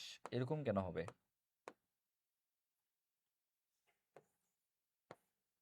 কিছু লেখাই যাচ্ছে না।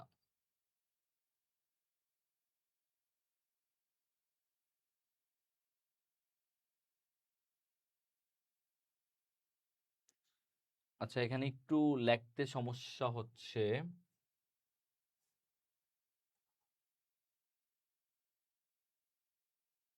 আচ্ছা, আমি এটা ফিক্স করার নিচ্ছি, তোমরা একটু বলো। হ্যাঁ, তোমরা একটু অ্যান্সার গুলো দাও। কেউ আছে? নাফিস, একটু দেখো তো বোর্ডের সমস্যা করতেছে। আচ্ছা, 9-এর 10-এর, আমি 10-এর অ্যান্সারটা একটু দেখতে যাচ্ছি। এটা কাজ করতেছে না, মানে এটা না, মানে হচ্ছে কোনো লেখা যাচ্ছে না, নিচে আসতেছে না। সবাই একটু অ্যান্সার দাও। আচ্ছা, তরিকুল ইসলাম বলছে ভাইয়া 10-এর বি। ও বলছে চন্দ্রগুপ্ত মৌর্য। তারপর হচ্ছে আলবি আলসাদ বলছে বি, চন্দ্রগুপ্ত মৌর্য। তারপর হচ্ছে নূপুর আহমেদ বলছে 10-এর বি। সমন ইসলাম বলছে 10-এর বি। আচ্ছা, একজন বলছে সবাই খ তাই আমিও খ। আচ্ছা, ঠিক আছে, সবাই খ তুমিও খ, কিন্তু পরীক্ষার হলে তো যায় এটা বলতে পারবা না যে সবাই সবাই দাগাইছে মানে আমিও দাগাইছি। এখন কি দাগাবে, তুমি তো আর ওইখানে দেখতে পারবা না। ওকে, সমস্যা নাই, এখন একটু দেখে নাও। বাট অ্যান্সার করতেছো যে এটাও অনেক গুরুত্বপূর্ণ। ঠিক আছে, তুমি এখানে অ্যাকচুয়ালি দেখতে পাচ্ছ যে এবার হচ্ছে কিনা দেখো তো ওই পাশে। এবার আসতেছে। ওকে, উই আর ব্যাক। দেখো,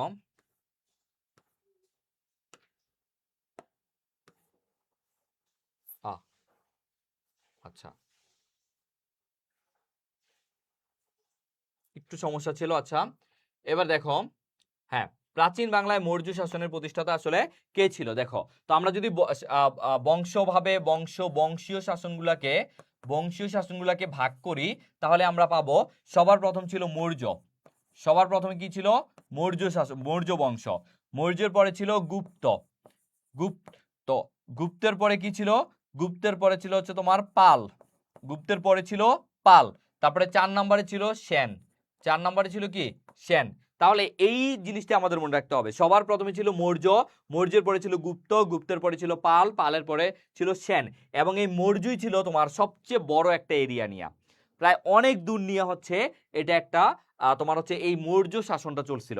ঠিক আছে, মৌর্য শাসনটা অনেকটা বড় এরিয়া নিয়ে কিন্তু আসলে এই মৌর্য শাসনটা চলছিল। ওকে, তাহলে এটা কি আমি জ্যোতি বলছে ভাইয়া, আমিও বলছি। আচ্ছা, ঠিক আছে, আমি আসলে সবারগুলা পড়ার টাইম পাচ্ছি না। তো এই যে মৌর্য, এটা আসলে প্রথম সর্বভারতীয় রাষ্ট্র। এটাকে বলা হয় প্রথম সর্বভারতীয় রাষ্ট্র।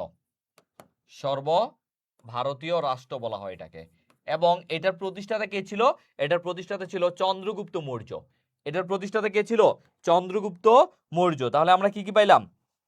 পাইলাম হচ্ছে তোমার এটা প্রথম সর্বভারতীয় রাষ্ট্র, এটা হচ্ছে চন্দ্রগুপ্ত মৌর্য প্রতিষ্ঠা করছে। এবং এই মৌর্য বংশের তোমার রাজধানীটা জানতে হবে। রাজধানী হচ্ছে পাটালিপুত্র। রাজধানী কি? রাজধানী হচ্ছে পাটালিপুত্র। এটা মনে রাখতে হবে, রাজধানী হচ্ছে পাটালিপুত্র। পাটালিপুত্র। এবং এখানে তোমার সম্রাট অশোক কিন্তু এটার তৃতীয় তৃতীয় শাসক ছিলেন। চন্দ্রগুপ্ত মৌর্য প্রথম ছিল, দ্বিতীয় ছিল বিন্দুসার। এগুলা মাঝে মাঝে পরীক্ষায় আসে জাহাঙ্গীরনগরে, যে সম্রাট অশোক কততম ছিল?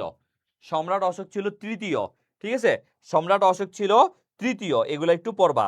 চন্দ্রনাথ মৌর্য আমরা প্রথম পাইছি, তারপরে বিন্দুসার, তারপরে পাইছি অশোক। সো এগুলা তোমরা হচ্ছে গুপ্ত নাম। আচ্ছা, তো এগুলো হচ্ছে কি হয়েছে, এইভাবে তোমরা হচ্ছে আমি মেইন জিনিসগুলো ধরাই দিচ্ছি, তারপরে তোমরা এগুলা ধীরে ধীরে বইতে পড়ে ফেলবা ইন ডিটেলসে। ঠিক আছে, ইন ডিটেলসে যেহেতু আমার পড়ানো সম্ভব না এখানে, তাই আমি হচ্ছে গুরুত্বপূর্ণ জিনিসগুলো দেখাই দিচ্ছি। তারপরে দেখো বাংলাদেশকে ধন সম্পদপূর্ণ নরক কে বলছিল? বাংলাদেশকে ধন সম্পদপূর্ণ নরক বলে অভিহিত করেন কে? ফাহিয়ান, ইবনে বতুতা, ইবনে খালদুন, কোনোটাই নয়। এটা একটু বলো তো, বাংলাদেশকে ধন সম্পদপূর্ণ নরক কে বলছিল আসলে? ধন সম্পদপূর্ণ নরক।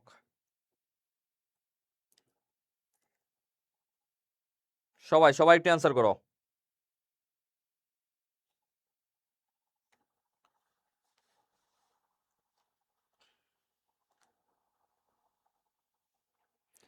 আফিয়া জান্নাত বলছে 11-এর বি, জ্যোতি বলছে 11-এর বি।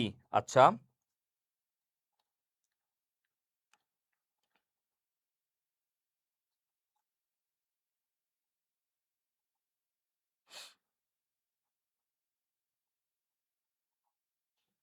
সবাই, রাব্বি হোসেন আলবি, নাজমুল হোসেন, সাহেলা ইসলাম, ওকে, নাফিসা উফাত, সুরাইয়া খাতুন, শারমিলা সরকার, বাহ, সবাই অ্যান্সার দিচ্ছে।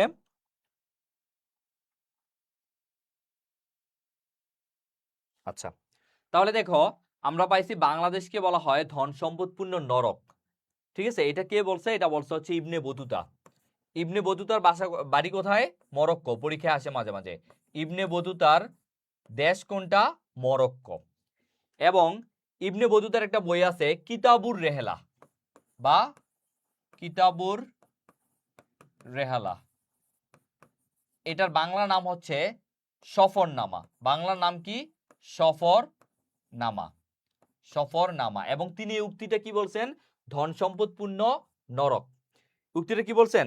ধন সম্পদপূর্ণ নরক। ঠিক আছে, বা এটাকে তোমার বলা হয় প্রাচুর্যপূর্ণ নরকও বলা হয়। ঠিক আছে, হ্যাঁ, রেহালা। তো এটা প্রাচুর্যপূর্ণ নরকও কিন্তু বলা হয়। আর এটা তিনি কেন বলছো? কারণ তিনি যখন বাংলাদেশে আসছিল, বাংলাদেশে এসে তিনি এই এরিয়া যখন দেখছে বা বাংলা যখন দেখছে, তখন তিনি দেখছিলেন মানে মানে বাংলার যে সম্ভ্রম অবস্থা ছিল তখন, মানে যার কিছু নাই তারও মনে করো অ্যাটলিস্ট গোয়াল ভরা গরু ছিল, পুকুর ভরা মাছ ছিল, তারপর মনে করো যে হচ্ছে অ্যাটলিস্ট অনেক ফসল ছিল, মানে ফসলি ক্ষেত ছিল। যার কিছু ছিল না তারও এগুলো ছিল, এবং নিজের জিনিস নিজেই করতে পারতো, উৎপাদন করতে পারতো। এই জন্য বলা হয়েছে প্রাচুর্যপূর্ণ নরক। মানে অনেক সম্পদে এই আমাদের এই উপমহাদেশ, এটা কিন্তু উর্বর জমি, তাই না? উর্বর জমি, এখানে তুমি ফসল ফলাইলেই ফসল ফলবে। তুমি অন্যান্য জায়গায় যাও, দেখবা মরুভূমি, তারপরে হচ্ছে অনেক বেশি বৃষ্টি, বিভিন্ন কারণে, ঠান্ডার কারণে অনেক ফসল হয় না। কিন্তু আমাদের এই জায়গাটা হচ্ছে সবচেয়ে বেশি কি, সবচেয়ে বেশি উর্বর জায়গা। এখানে তুমি যাই করো তাই, একটা বীজও পড়লে সেখান থেকে গাছ হয়ে যায়। তাহলে এমন জায়গা তুমি আর কোথাও পাবা না। এই জন্য এটাকে বলা হয়েছে প্রাচুর্যপূর্ণ নরক। ঠিক আছে, প্রাচুর্যপূর্ণ নরক। কিতাবুর রেহালা মানে হচ্ছে সফরনামা, তার একটা বই। এটা কি? এটা একটা বই। কিতাবুর রেহালা হচ্ছে একটা বই, তিনি এই বইটা লিখছিলেন। ঠিক আছে, এখন বাংলাদেশে কিছু পর্যটক আসছিল, বাংলাদেশে কিছু এই যে যেমন ফাহিয়ান, ইবনে খালদুন, হ্যাঁ, এগুলো কিছু পর্যটক আসছিল। এগুলো নিয়ে আমি তোমাকে একটু চলো একটু দেখাই কোনগুলো আমাদের পড়তে হবে, এগুলো একটু দেখাই। যেমন প্রথমে আমাদেরকে পড়তে হবে পর্যটক, এগুলো হচ্ছে পর্যটক লিস্ট। এগুলা কি? পর্যটক লিস্ট। দেখো প্রথমেই হচ্ছে তোমার পড়তে হবে মেগাস্থনিস। মেগাস্থনিস মনে রাখতে হবে, মেগাস্থনিসের বাড়ি ছিল গ্রিকে। তিনি ছিলেন একজন গ্রিক। তিনি কিন্তু প্রথম বাংলাদেশে আসেন নাই, তিনি প্রথম ভারতে আসছেন। মানে বাংলায় আসেন নাই, তিনি প্রথম কোথায় আসছেন? তিনি প্রথম ভারতে আসছেন। তাহলে মনে রাখবা মেগাস্থনিস ছিলেন গ্রিকের, বা মানে গ্রিক ছিলেন, বা গ্রিসের নাগরিক ছিলেন। তারপর আসছে হচ্ছে তোমার মেগাস্থনিসের পরে আসছে তোমার ওই যে ফাহিয়ান। তিনি কোন জায়গার? তিনি হচ্ছেন চীনের। ফাহিয়ান তিনি ছিলেন চীনের। তিনি প্রথম বাংলায় আসেন।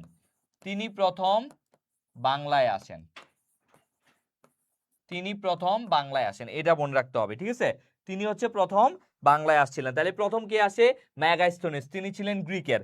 তারপরে কে আসে? ফাহিয়ান, তিনি ছিলেন কোন জায়গার? তিনি ছিলেন চীনের। ঠিক আছে, এইভাবে আমাদের এগুলা মনে রাখতে হবে। আরো অনেকে আসছিল, যেমন তোমার কি বলে হিউয়েন সাং আসছিল, তারপর হচ্ছে মা হুয়ান আসছিল, এগুলো কিন্তু চীনের। হিউয়েন সাং, তারপর হচ্ছে তোমার মা হুয়ান, এরাও কিসের?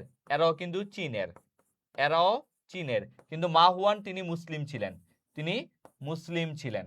তাহলে এইগুলা হচ্ছে আসছিল, বাট আমরা গুরুত্বপূর্ণ হচ্ছে এই দুইটা। গুরুত্বপূর্ণ কোন দুইটা? মেগাস্তুনিস ফাহিয়ান আর হচ্ছে তোমার এই যে ইবনে বতুতা। ইবনে বতুতা, এই তিনজন সম্পর্কে ভালো করে পড়বা, এই তিনজন সম্পর্কে ভালো করে পড়বা, ঠিক আছে? ওকে, আচ্ছা আমি তো সব পড়াইতে পারবো না অ্যাকচুয়ালি, আমি হচ্ছে তোমাদেরকে পড়া দিব, তোমরা সেগুলো পড়বা, তারপরে ওইগুলোর মধ্যে কোনগুলো গুরুত্বপূর্ণ বা তোমার কোনো বুঝার সমস্যা আছে কিনা সেটা আমার ক্লাস করলেই ক্লিয়ার হয়ে যাবা, ঠিক আছে? ওকে, তারপরে আমরা কিন্তু পরীক্ষা নিব। তোমাদেরকে যাদের বলছিলাম তোমরা হচ্ছে এই পেজে একটা আপলোড দিয়ে দিব, আমি একটা ভিডিও আপলোড দিয়ে দিব, সেটা দেখে তোমরা এই যে আমি ক্লাসগুলো নিচ্ছি এগুলোর উপর এক্সামও নিব তোমাদের। মাত্র 10 টাকা পেমেন্ট করতে হবে, মাত্র কয় টাকা? 10 টাকা। এটা আমরা কেন নিব? যাতে করে তুমি আসলে যে এটার যে একটা গুরুত্ব আছে, এই শুধু গুরুত্বটা বোঝানোর জন্য মাত্র 10 টাকা নিব, ঠিক আছে? ওকে, তাহলে তোমরা যারা এখনো খন্দকার জিকে বই কিনো নাই, তোমরা খন্দকার জিকে বইটা কিনো, কিনে হচ্ছে প্রতিনিয়ত আমাদের সাথে ক্লাসগুলো করো। এবার আসো কত নাম্বার? 12 number question. বঙ্গে পাল বংশের প্রতিষ্ঠাতা কে? বঙ্গে পাল বংশের, আমি বলছিলাম না যে বংশ ছিল কয়টা? মেনলি বংশ ছিল 4টা, মৌর্য, গুপ্ত, পাল এবং সেন। এর মধ্যে পাল, এই পালটা হচ্ছে তোমার সবচেয়ে দীর্ঘস্থায়ী শাসন ব্যবস্থা ছিল, সবচেয়ে দীর্ঘস্থায়ী শাসন ব্যবস্থা ছিল, শাসন ব্যবস্থা ছিল। এবং এই যে তোমার হচ্ছে চর্যাপদ, এই চর্যাপদ কিন্তু পাল আমলে পাওয়া গেছে। চর্যাপদ কোন আমলে পাওয়া গেছে? পাল আমলে। হ্যাঁ, মা হুয়ান, তার নাম হচ্ছে মা হুয়ান, মা হুয়ান। ওকে, আচ্ছা তাহলে বঙ্গে পাল বংশের প্রতিষ্ঠাতা কে ছিলেন সবাই? জ্যোতি বলছে 12 এর সি গোপাল, আফিয়া জান্নাত বলছে 12 এর সি, রাব্বি হাসান আলবি বলছে 12 এর সি, নাজমুল হোসেন বলছে 12 এর সি, রায়হান আক্তার, জাহিদ হাসান, নাফিসা উলফাত সবাই বলছে 12 এর সি, অর্থাৎ তারা সবাই বলতেছে গোপাল। হ্যাঁ, এটা কি হবে? এটা হবে গোপাল। এবং পাল বংশের প্রতিষ্ঠাতা, এবং এই পাল বংশের মধ্যে গোপালই বলা যায় সবচেয়ে শ্রেষ্ঠ শাসক ছিল, বলা যায় গোপালই হচ্ছে কি ছিল? সবচেয়ে শ্রেষ্ঠ শাসক ছিল। হ্যাঁ, নাম ছিল গোপাল। হ্যাঁ, প্রায় এই তো 400 বছর দীর্ঘস্থায়ী শাসন ব্যবস্থা, কত? 400 বছর। এবং তারা হচ্ছে বংশানুক্রমিক শাসন ব্যবস্থা করত। কি? বংশানুক্রমিক, এটাও মনে রাখতে পারো, এটা হচ্ছে বংশানুক্রমিক শাসন ব্যবস্থা করছিল। বংশানুক্রমিক কেমন? যেমন ধরো আমি এখন রাজা, আমার ছেলে রাজা হবে, আমার নাতি রাজা হবে, নাতির যে ছেলে সে রাজা হবে, তারপরে নাতির ছেলের পরে তার ছেলে রাজা হবে, এইভাবেই হইতো। ছেলে না থাকলে মেয়ের ছেলে সে রাজা হইতো, ঠিক আছে? এইভাবে আসলে হইতো। হ্যাঁ, ধর্মপাল ছিল, আচ্ছা ধর্মপাল, সরি সরি ধর্মপাল, হ্যাঁ ধর্মপাল শ্রেষ্ঠ শাসক ছিল। গোপালের অনেক অবদান ছিল, গোপালের অনেক অবদান ছিল, রাইট। হ্যাঁ, গোপালের অনেক অবদান ছিল। ধন্যবাদ জ্যোতি তোমাকে কারেকশন করে দেওয়ার জন্য। আচ্ছা, তারপরে আমরা যেটা দেখব সেটা হচ্ছে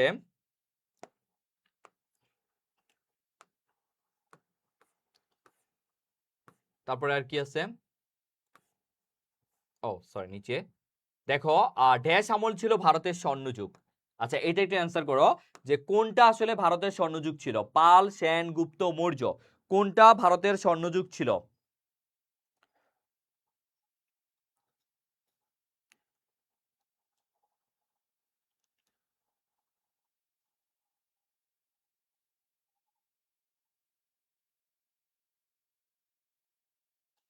না, আসলে পাল বংশের শ্রেষ্ঠ রাজা কিন্তু ধর্মপালই।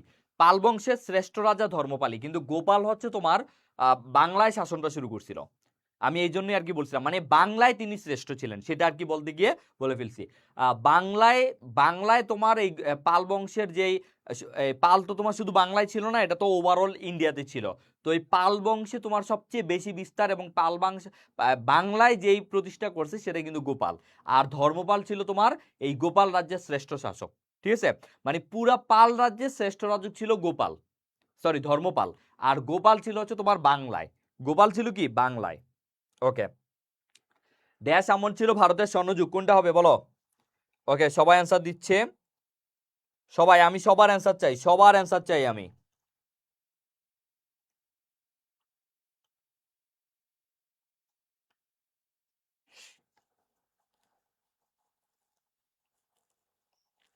সবার অ্যান্সার চাই।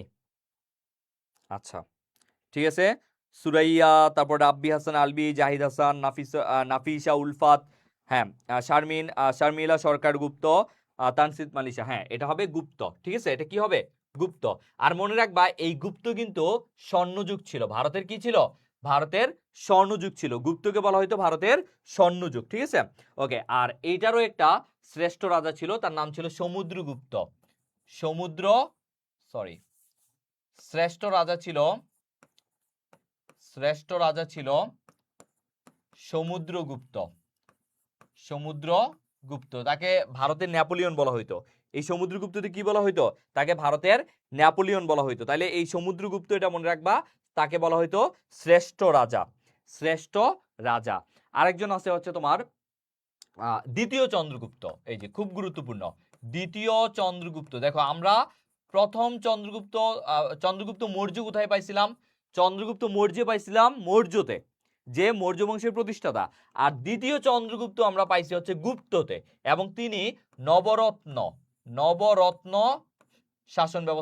শাসন ব্যবস্থা করছিলেন। মানে তার তার যেই হচ্ছে রাজপ্রাসাদ, সেই রাজপ্রাসাদের 9 জন বিভিন্ন বিষয়ে তোমার হচ্ছে সেরা ছিল, বিভিন্ন বিষয়ে সেরা ছিল, তাদেরকে বলা হইতো নবরত্ন, ঠিক আছে। তাহলে এই নবরত্নে হচ্ছে বিভিন্ন জ্ঞানী গুণী এবং হচ্ছে প্রতিভাবান ব্যক্তি ছিল, জ্ঞানী গুণী প্রতিভাবান ব্যক্তি ছিল, তাদেরকে বলা হইতো নবরত্ন, ঠিক আছে। যেমন হচ্ছে তোমার ওই যে কালিদাস ছিল, কালিদাস মহাকবি কালিদাস ছিল, তারপর আরো অনেকে ছিল। তো এগুলো হচ্ছে কালিদাস। তারপর হচ্ছে বিভিন্ন তোমার হচ্ছে কি বলা হয় যে নবরত্ন, যাদেরকে রত্ন বলা হইতো, ঠিক আছে। ওকে, তাহলে আমরা গুপ্ত এগুলো পড়বো। তারপরে আমরা হচ্ছে আর একটা কোশ্চেন দেখি, তারপরে কোশ্চেনটা দেখো, মাচ্চা নাই, খুবই গুরুত্বপূর্ণ। মাচ্চা নেয়, এই ছবিটা দেখলেও তুমি অনেক কিছু বুঝতে পারবা। মাচ্চা নেয় দিয়ে আসলে কি বুঝায়, আবার সমস্যা করতেছে। হ্যাঁ, মাচ্চা নেয় খুবই গুরুত্বপূর্ণ, অনেকবার পরীক্ষায় আসছে। হ্যাঁ, 9 রত্নের সমাহার, এটাই হচ্ছে নবরত্ন, রাইট। এগুলো তোমরা ডিটেলস আরো বইতে পড়বা। যাবি খয়নিটি কি এত ইতিহাস আসবে, খয়নিতে অ্যাটলিস্ট একটা হইলো ইতিহাস আসবে, একটা হইলো ইতিহাস আসবে। প্রাচীন বাংলার ইতিহাস থেকে একটা, আর হচ্ছে তোমার মুক্তিযুদ্ধ থেকে একটা, এরকম আসতে পারে। আচ্ছা, আফিয়া জান্নাত বলছে 14 বি, আইন শৃঙ্খলাহীন অরাজকতাপূর্ণ অবস্থা। নূপুর আহমেদ বলছে 14 বি, রায়হান আক্তার বলছে 14 বি। তারপর বাকি সবারটা দেখতে চাই। মাচ্ছা নেয়, সবাই একটু অ্যান্সার করো। ওকে, রায়হান আক্তার বলছে 14 বি, রাব্বি হাসান আলবি বলছে 14 বি, জাহিদ হাসান বলছে 14 বি, সুরাইয়া খাতুন বলছে 14 বি, তরিকুল ইসলাম বলছে 14 বি। ওকে,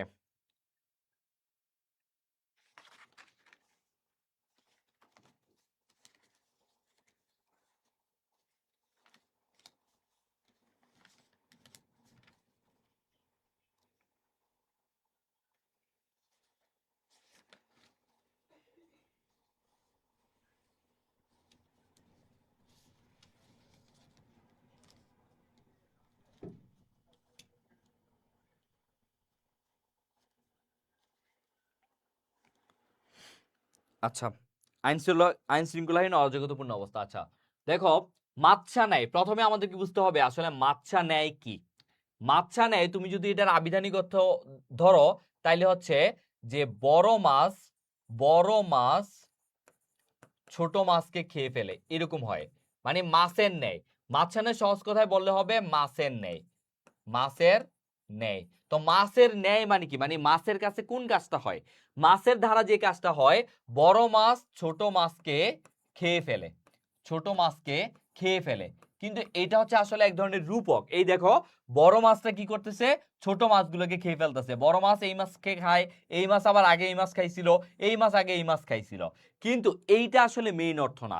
মেইন অর্থটা হচ্ছে তোমার এই যে আমরা তোমার হচ্ছে কি বলে গৌর রাজ্যের শশাঙ্ক, যাকে বলা হয়েছে তোমার হচ্ছে প্রথম অবিভক্ত বাংলার শ্রেষ্ঠ রাজা শশাঙ্ক। এই শশাঙ্ক যখন মারা যায়, মারা যাওয়ার পরে যে তার আন্ডারে যতগুলা রাজ্য ছিল, সেই রাজ্যগুলা কেউ কাউকে মানে না। তখন বড় বড় রাজ্যগুলা কি করে, ছোট ছোট রাজ্যগুলাকে আক্রমণ করে সেগুলাকে মনে করে নিজের দখলে নিয়ে আসে। তো এইরকম একটা অবস্থা চলতেছিল, এই জন্য এটাকে বলা হয়েছিল আইন শৃঙ্খলাহীন অরাজকতাপূর্ণ অবস্থা।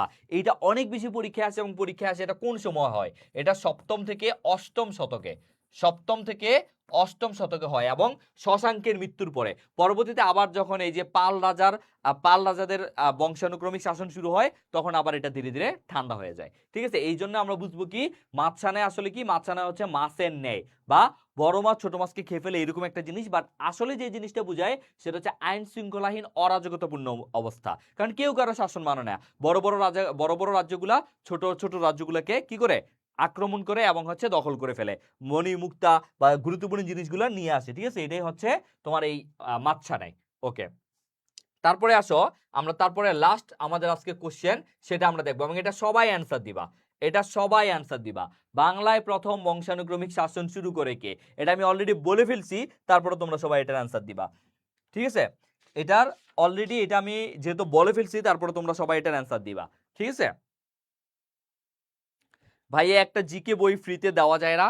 আচ্ছা, আমরা একটা পরীক্ষার অনেক বড় একটা পরীক্ষার অ্যারেঞ্জমেন্ট করব এবং সেখানে যারা প্রথম দ্বিতীয় তৃতীয় হবে তাদেরকে আমরা বই ফ্রিতে দিব। এভাবে তো আসলে কাউকে বই ফ্রিতে দেওয়া যায় না, তবে তুমি পরিশ্রম করে পরীক্ষা দিয়ে তারপরে তুমি বই ফ্রি পাবা। ওকে, হ্যাঁ, রাজা শশাঙ্কের মৃত্যুর পর অরাজকতাপূর্ণ অবস্থা। জ্যোতি বলছে 15 সে বলছে গোপাল বাংলায় প্রথম বংশানুক্রমিক শাসন শুরু করে। দেখো কি বলছে, এটা কিন্তু বলছে বাংলায়, বাংলায় বলছে। দেখো এখানে কি বলছে, বাংলায়, তাহলে বুঝে শুনে উত্তর দাও। এখানে বলছে বাংলায়, বাংলায় বলছে। ঠিক আছে,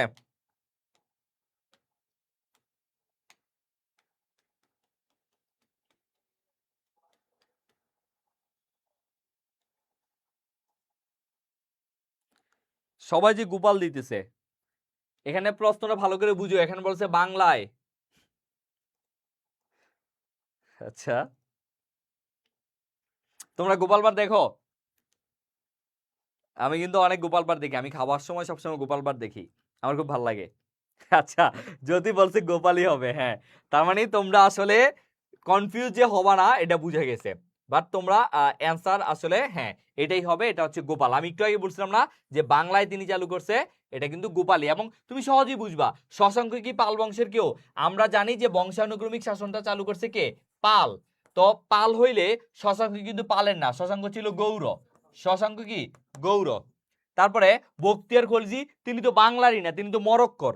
তারপর এই সরি তিনি তিনি তো আসছে হচ্ছে তুরস্ক থেকে, তিনি তুরস্ক থেকে আইসা 1204 সালে, কত সালে, 1204 সালে ক্ষমতা দখল করছে। মানে ওইটা হচ্ছে সেন বংশের পরে, সেন বংশের পরে। আর এই যে বিজয় সেন তিনি তো সেন বংশের, তখন তো সেন বংশী মানে এটা তো পালেন না, তাহলে এটা হচ্ছে সেনের, তাহলে এটা কি হবে, এটা হবে গোপাল।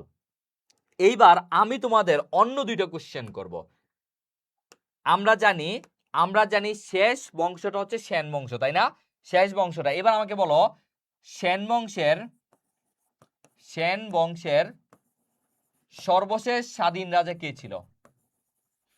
সর্বশেষ স্বাধীন রাজা, সর্বশেষ স্বাধীন রাজা কে ছিল? আর শুধু রাজা কে ছিল? সর্বশেষ রাজা, এটা আমি বলছি স্বাধীন রাজা কে ছিল, স্বাধীন রাজা। আর যদি বলি শুধু স্বাধীন রাজা, সরি সর্বশেষ রাজা, স্বাধীন না, শুধু যদি বলি সর্বশেষ রাজা, তাহলে কি হবে? এই দুইটার উত্তর তোমরা দাও। সেন বংশের সর্বশেষ স্বাধীন রাজা আর শুধু সর্বশেষ রাজা, এই দুইটার উত্তর দাও দেখি।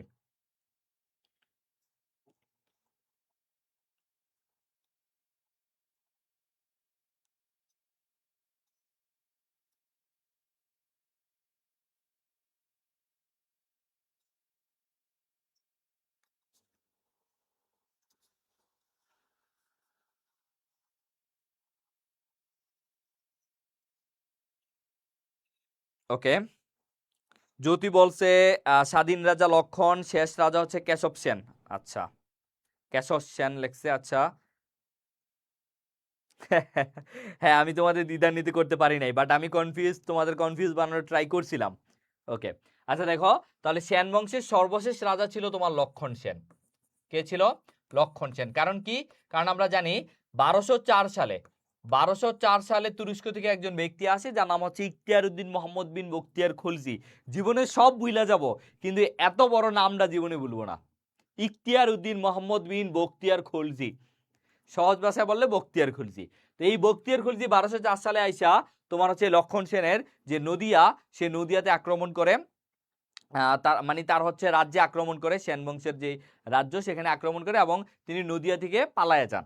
এই লক্ষণ সেন কি করেন, তিনি হচ্ছে কোনো ধরনের প্রতিরোধ না করতে পেরে তিনি পালায়ে যান এবং তারপরে 1204 সালে সেখানে এই খলজি হচ্ছে শাসন ব্যবস্থা শুরু করে বাংলায়। আর তিনি যখন সেখান থেকে পালায়ে যান, তিনি পালায়ে অন্য একটা রাজ্যে যান, সেখানে স্বাধীন মানে তখন তো আর স্বাধীন ছিলেন না, তারপরও তিনি কিছু জায়গায় তোমার হচ্ছে চালাইছিল, তোমার হচ্ছে রাজ্য চালাইছিল, কিন্তু তার পরবর্তীতে তার ছেলে কেশব সেন, সে হচ্ছে সর্বশেষ রাজা ছিল।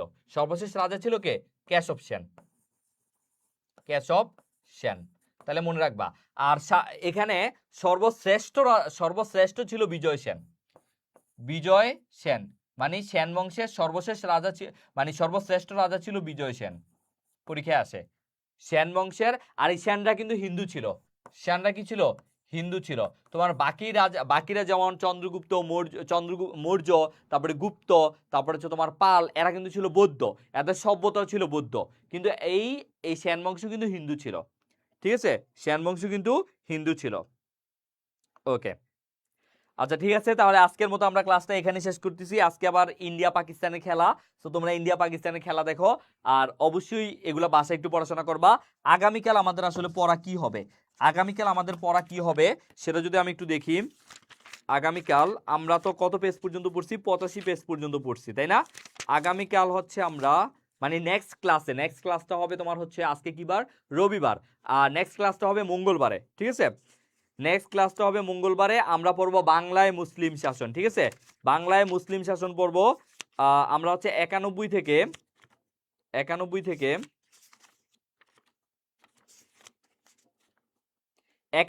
109, সরি 91 থেকে, হ্যাঁ 109 পেজ, 91 থেকে মানে 20 পেজ পড়া দিছি, 91 থেকে 109 পেজ। খুবই এই বাংলায় মুসলিম শাসনটা মোগল পর্যন্ত অনেক অনেক গুরুত্বপূর্ণ, অনেক বেশি গুরুত্বপূর্ণ, ঠিক আছে?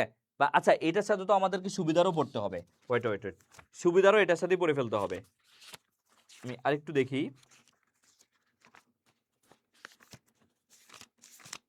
যেহেতু একদিন বেশি পাচ্ছ, 12 বইয়াদের ইতিহাস, নবাব সিরাজউদ্দৌলা। আচ্ছা, তাহলে আমরা 115 পর্যন্ত পড়ি। হ্যাঁ হ্যাঁ, 115 পর্যন্ত। আমরা হচ্ছে 91 থেকে 115 পর্যন্ত পড়বো। 91 পেজ থেকে 115 বাংলায় মুসলিম শাসনটা পুরোপুরি পড়ে ফেলবো, একদম সিরাজউদ্দৌলার পতন মানে সিরাজউদ্দৌলার শাসন পর্যন্ত। বাংলায় মুসলিম শাসন, এখান থেকে একটা প্রশ্ন মাস্ট পাবা, তুমি যে ইউনিভার্সিটিতে পরীক্ষা দাও এখান থেকে একটা প্রশ্ন মাস্ট পাবা। 91 থেকে 115 পেজ, এটা ভালো করে পড়ো, 2 দিন পরে আমি ক্লাস নেব, ঠিক আছে? ওকে, তাহলে আজকের মতো ক্লাসটা এখানেই শেষ করতেছি। সবাই সুস্থ থাকো, ভালো থাকো, আর পরীক্ষা তোমাদের আমি খুব শীঘ্রই নিব। আজকে হচ্ছে একটা পোস্ট যাবে, তোমরা হচ্ছে ওই পোস্টটা দেখে সবাই ভর্তি হয়ে যাও এক্সাম বেসে, তারপরে আমরা ডেইলি এক্সাম নিব এবং ক্লাস নিব, এক্সাম নিব, রেজাল্ট দিব, পুরস্কারও দিব, ঠিক আছে? তো সবাই ভালো থাকো, সুস্থ থাকো, আল্লাহ হাফেজ, টাটা, গুড বাই।